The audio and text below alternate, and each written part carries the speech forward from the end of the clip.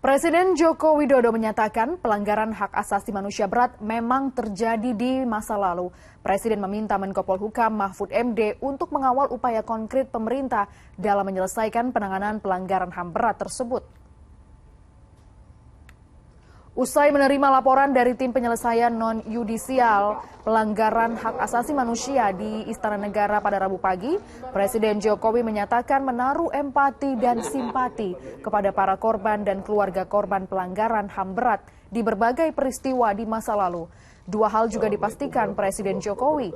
Yang pertama, Presiden dan pemerintah akan berusaha untuk memulihkan hak-hak para korban secara adil dan bijaksana tanpa menegasikan penyelesaian yudisial. Yang kedua, Presiden dan pemerintah akan bersungguh-sungguh agar pelanggaran hak asasi manusia berat tidak akan terjadi lagi di Indonesia pada masa yang akan datang.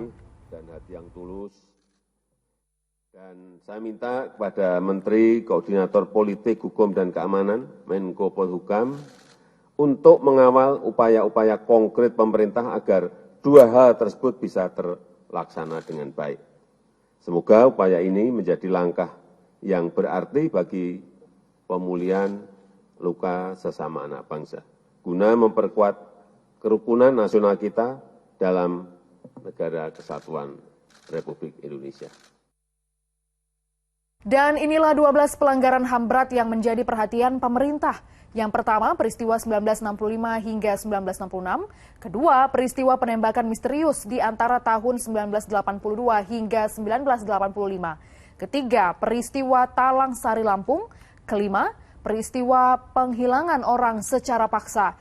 Dan keenam, peristiwa kerusuhan Mei 98. Ketujuh, peristiwa Trisakti dan Semanggi 1 dan 2. Kedelapan, peristiwa pembunuhan Dukun Santet. Kesembilan, peristiwa Simpang KKA Aceh tahun 1999. Kesepuluh, peristiwa Wasior Papua. Ke-11, peristiwa Wamena Papua. Dan ke-12, peristiwa Jambo Kaupok Aceh tahun 2003.